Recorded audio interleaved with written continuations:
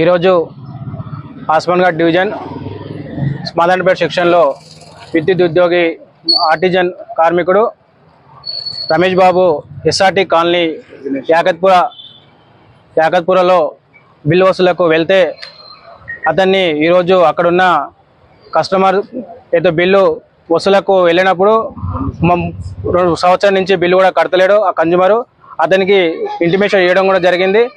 పొద్దున వెళ్తే మీ ఏగాతో మాట్లాడి కట్టేస్తామని చెప్పి పంపేయడం జరిగింది. సరే అని కూడా అక్కడి నుంచి మన ఉద్యోగి రావడం జరిగింది. మళ్ళీ 3 గంటల ప్రాంతంలో అక్కడికి మన రజనీష్ని పిలిపించి ఎందుకు వచ్చావు ఏందని మాట్లాడి ఇమ్మీడియట్గా అక్కడ ఉన్న 4 వ్యక్తులు రజనీష్ పై దాడి చేయడం జరిగింది.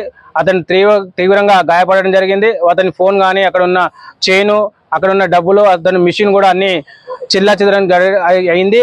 అతన్ని ఇమీడియట్గా అతను మాదానపేట పిఎస్కు రావడం జరిగింది. మా యూనియన్గా TSU CI2 మా డివిజన్ కమిటీ సభ్యులము అదేవిధంగా కార్మికులందరూ కూడా పిఎస్కి రావడం జరిగింది. అదేవిధంగా ఇక్కడున్న మా అధికారులు AD DE SC గారు కూడా APTS అధికారులు కూడా ఇక్కడ రావడం జరిగింది. అతన్ని ఇమీడియట్గా FRI బుక్ చేసి రిమైండ్ పంపించాలి. లేని పక్షంలో మా యూనియన్గా రాష్ట్ర వ్యాప్తంగా ధర్నా ప్రోగ్రాం కావచ్చు ఏదైనా చేయనికి సిద్ధంగా ఉన్నాం. ఇది ప్రభుత్వము మరియు మా మేనేజ్మెంట్ కూడా స్పందించాలి. ఈ దాడులు మా సౌత్ సర్కిల్లో కొనసాగుతూనే ఉన్నాయి. మేము ఉద్యోగం చేయాలన్నా మాకు ఇబ్బందికరంగా ఉంది. కాబట్టి మేనేజ్మెంటు ప్రభుత్వం కూడా చర్యలు తీసుకోవాలి. కంపల్సరీ మాకు రక్షణ కల్పించాలి. మేము ఉద్యోగ పరంగా మేము చేయాలంటే ఈ సౌత్ సర్కిల్లో ఈ ఓల్డ్ సిటీ ప్రాంతంలో మాకు చాలా ఇబ్బందికరంగా ఉంది.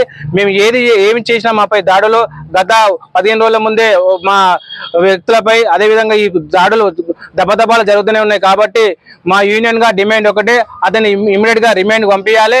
లేని పక్షంలో మా మేనేజ్మెంట్ సీరియస్గా దీన్ని తీసుకొని మా దాడిపై సీరియస్గా తీసుకోవాల్సిన విజ్ఞప్తి. లేని పక్షంలో మా యూనియన్గా సర్కిల్ ఆఫీసులో కార్పొరేట్ ఆఫీసు కావచ్చు ఎక్కడైనా ధర్నా చేయడానికి సిద్ధంగా ఉన్నామని కోరుకుంటూ, అదేవిధంగా ఈ మేనేజ్మెంట్ ఈ బిల్లుల వసూళ్ల విషయాలలో మాపై దాడి చేస్తున్న వ్యక్తులపై గత ప్రభుత్వం కూడా మేము చెప్పడం, ఈ ప్రభుత్వం కూడా విన్నపించుకుంటున్నాం. రేవంత్ రెడ్డి సార్కు కంపల్సరీ రిమైండ్ పంపించాలని విజ్ఞప్తి చేస్తున్నాము.